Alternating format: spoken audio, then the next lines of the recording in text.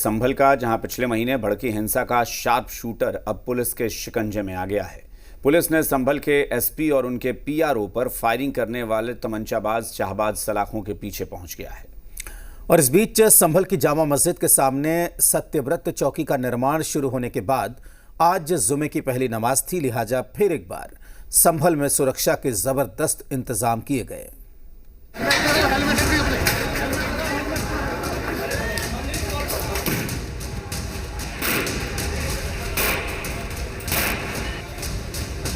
संभल में जब दंगाइयों ने जमकर तांडव मचाया था, सड़कों पर हर तरफ संग्राम की तस्वीर आम थी। याद है ना, संभल में घरों की छतों से दंगाइयों ने पुलिस पर पत्थरों की बरसात कर दी थी। उपद्रवियों ने छिपकर पुलिस पर फायरिंग भी की थी और बाइक को भी आग के हवाले कर दिया था। लेकिन इस बीच एक जांबाज ऑफिसर डटा था, दंगाइयों को समझा रहा था, शांति की अपील कर रहा था। लेकिन पुलिस की अपील का उपद्रवियों पर कोई असर नहीं हुआ और दंगाइयों ने धोखे से संभल के एसपी कृष्ण बिश्नोई और उनके पीआरओ पर फायरिंग की थी। शिकंजे में संभल दंगे का शार्प शूटर, लेकिन अब संभल दंगे का शार्प शूटर यूपी पुलिस के हत्थे चढ़ गया है। बवाल के दौरान संभल के एसपी कृष्ण बिश्नोई और उनके पीआरओ पर गोली चलाने वाला आरोपी गिरफ्तार कर लिया गया है। आरोपी शावेज उर्फ शहबाज ने गोली चलाने के साथ ही पुलिसकर्मियों की बाइक में आगजनी भी की थी।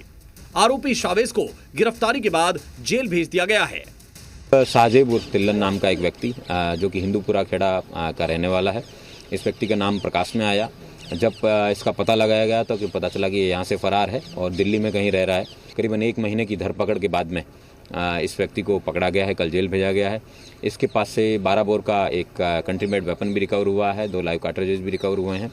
सत्यव्रत चौकी के सामने पहली नमाज। इस बीच संभल की जामा मस्जिद के सामने सत्यव्रत चौकी का निर्माण शुरू होने के बाद आज जुमे की पहली नमाज थी, लिहाजा फिर एक बार संभल में सुरक्षा के जबरदस्त इंतजाम किए गए। शाही जामा मस्जिद के 500 मीटर के दायरे में ड्रोन कैमरे के जरिए निगरानी रखी गई, साथ ही छतों के ऊपर भी खास तौर पर नजर रखी गई।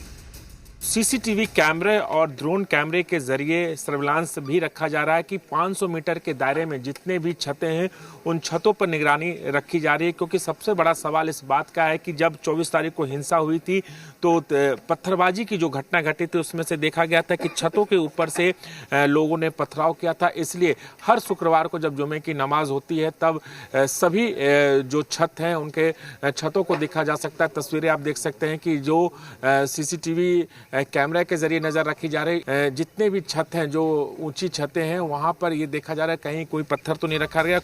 चंदौसी में भी सुरक्षा सख्त। जुमे की नमाज को लेकर चंदौसी में मिले बावड़ी स्थल पर भी पुलिस फोर्स बढ़ा दी गई है। पुलिस कर्मियों के साथ पीएससी के जवान तैनात किए गए। इलाके के संवेदनशील स्थानों पर भी पुलिस फोर्स तैनात रखी गई।